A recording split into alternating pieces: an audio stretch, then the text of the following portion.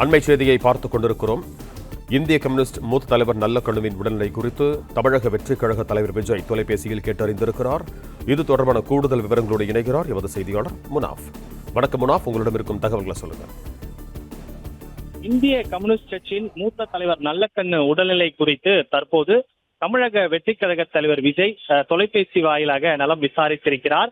மருத்துவமனையில் உள்ள நல்லக்கண்ணுவின் மகள் ஆண்டாளுக்கு மற்றும் அவரது குடும்பத்தினருக்கு தொலைபேசியில் தொடர்பு கொண்டு அவருடைய உடல் நிலை குறித்து தற்போது தமிழக வெற்றிக் கழக தலைவர் விஜய் விசாரித்திருப்பதாக தகவல் கிடைக்கப்பட்டிருக்கிறது. நல்லக்கண்ணுவின் உடல்நிலை தொடர்ந்து பின்னடைவு சந்தித்து வரக்கூடிய நிலையில சென்னை ராஜீவ்காந்தி அரசு பொது மருத்துவமனையில் நல்லக்கண்ணுவின் உடலுக்கு தொடர்ந்து மருத்துவர்கள் கண்காணித்து வருகின்றனர்.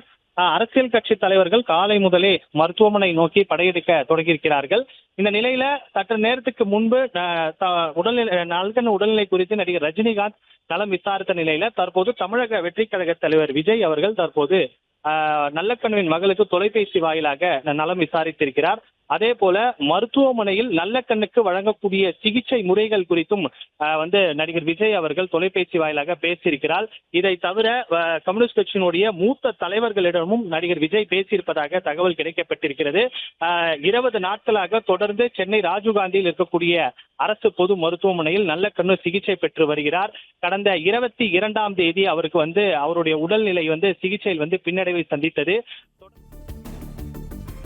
பிளே ஸ்டோர் மற்றும் ஆப் ஸ்டோரில் இருந்து பாலிமர் செயலியை QR கோடு மூலம் பதிவிறக்கம் செய்யுங்கள். செய்திகளை உடனுக்குடன் பெறுங்கள்.